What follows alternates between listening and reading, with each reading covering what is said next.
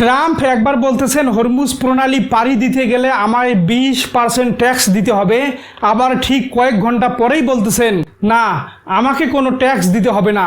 কিন্তু সাবধান, ট্যাক্স বাতিল হলেও ইরানের ওপর মার্কিন যুক্তরাষ্ট্রের কোনো দয়া বা ছাড় দেখানো হবে না। হোয়াইট হাউস থেকে মার্কিন প্রেসিডেন্ট ডোনাল্ড ট্রাম্পের এই ক্ষুরোধার ও মারমুখী আলটিমেটামের পর মধ্যপ্রাচ্যের জলসীমায় আক্ষরিক অর্থেই এক প্রলয়ঙ্কারী সামরিক সুনামি শুরু হয়ে গেছে। ডোনাল্ড ট্রাম্প আরব নেতাদের মেগা বিনিয়োগের আশ্বাসে বিদেশি জাহাজের ওপর থেকে 20% ট্রানজিট ট্যাক্সের সিদ্ধান্ত প্রত্যাহার করলেও ইরানের ওপর থেকে তার মূল সামরিক কামড় এক চুলও আলগা করেননি। মার্কিন প্রতিরক্ষা সদর দপ্তর পেন্টাগন এবং সেন্ট্রাল কমান্ডো বা সেন্টোকম এক জরুরি সামরিক ডিক্রির মাধ্যমে ঘোষণা করেছে যে বিশ্ব সময় বিকেল 4টা বাজার সাথে সাথেই ইরানের সামগ্রিক মূল ভূখণ্ড, তেল টার্মিনাল এবং সমস্ত বন্দর এলাকার ওপর সর্বাত্মক নৌ অবরোধ বা নেভাল ব্লকেট চূড়ান্তভাবে কার্যকর করা হয়েছে।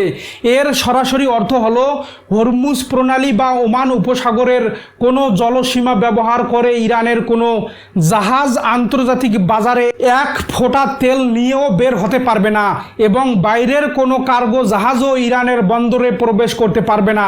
সামরিক ও স্ট্র্যাটেজিক দৃষ্টিকোণ থেকে গভীরভাবে বিশ্লেষণ করলে দেখা যায় আমেরিকার এই দ্বিতীয় দফার সর্বাত্মক নৌ অবরোধ মূলত ইরানের অর্থনীতিকে সম্পূর্ণ পঙ্গু করে দেওয়ার এক চূড়ান্ত যুদ্ধাস্ত্র।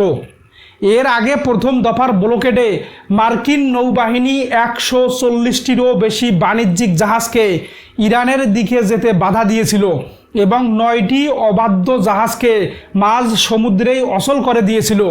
এবার ইরানের নতুন সুপ্রিম লিডার মোস্তফা খামেনি যখন হরমুজ প্রণালীকে ফ্রি জোন নয় বলে ডিক্রি জারি করেছিলেন এবং আরব আমিরাতের 2টি সুপার ট্যাঙ্কারের ওপর IRGC মিসাইল হামলা চালালো, ঠিক তখনই ডোনাল্ড ট্রাম্প ওভাল অফিস থেকে মার্কিন যুদ্ধ জাহাজগুলোকে এই ব্ল্যাঙ্ক চেক বা চূড়ান্ত অ্যাকশনের লাইসেন্স দিয়ে দেন। মার্কিন সেন্ট্রাল কমান্ডো বা সেন্টোকমের কমান্ডার অ্যাডমিরাল ব্রাড কুপার সাফ জানিয়ে দিয়েছেন যে কোনো জাহাজ যদি এই মার্কিন অবরোধ অমান্য করে ইরানের জলসীমায় ঢোকার বা বের হওয়ার চেষ্টা করে, তবে মার্কিন নৌবাহিনী ও বিমান বাহিনী তাৎক্ষণিকভাবে সেই জাহাজকে মাঝ আকাশ ও মাঝ সমুদ্রেই ইন্টারসেপ্ট, ডাইভার্ট এবং প্রয়োজনে বল প্রয়োগ করে ক্যাপচার বা জব্দ করবে।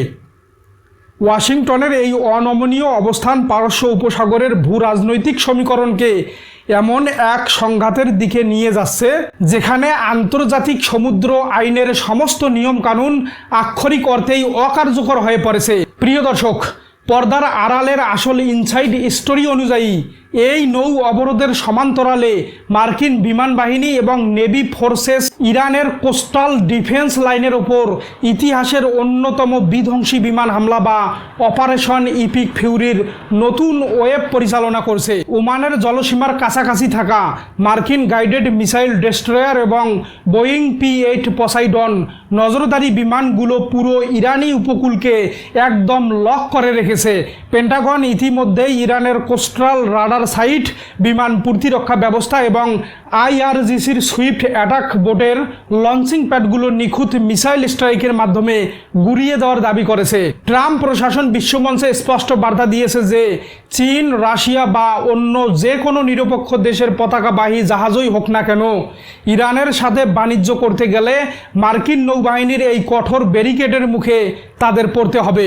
তবে ট্রাম্প চতুরতার সাথে ঘোষণা করেছেন যে হরমুজ প্রণালী দিয়ে অন্য সব দেশের সাধারণ ও বৈধ বাণিজ্য সম্পূর্ণ নিরাপদ থাকবে।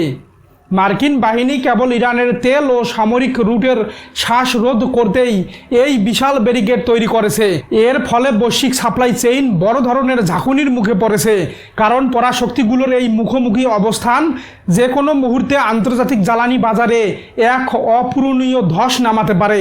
সমগ্র পরিস্থিতিকে যদি আমরা বৈশ্বিক ভূ রাজনৈতিক এবং আন্তর্জাতিক সাপ্লাই চেইনের লেন্স দিয়ে পর্যালোচনা করি তবে স্পষ্ট হয়ে যায় যে মধ্যপ্রাচ্যের এই সংঘাত এখন আর কোনো সীমিত ছায়াযুদ্ধ নয়, এটি এখন সরাসরি একটি অল আউট সামুদ্রিক মহাযুদ্ধের রূপ নিয়েছে। ডোনাল্ড ট্রাম্প একদিকে উপসাগরীয় আরব দেশগুলোর বিলিয়ন বিলিয়ন ডলারের নতুন বিনিয়োগ নিজের পকেটে ভরে আমেরিকার অভ্যন্তরীণ বাজার সামাল দেওয়ার ছক কষেছেন, অন্যদিকে এই মেগা নৌ অবরোধের মাধ্যমে ইরানের নতুন কট্টরপন্থী শাসন ব্যবস্থাকে আলোচনার টেবিলে সম্পূর্ণ নতজানু করতে চাইছেন।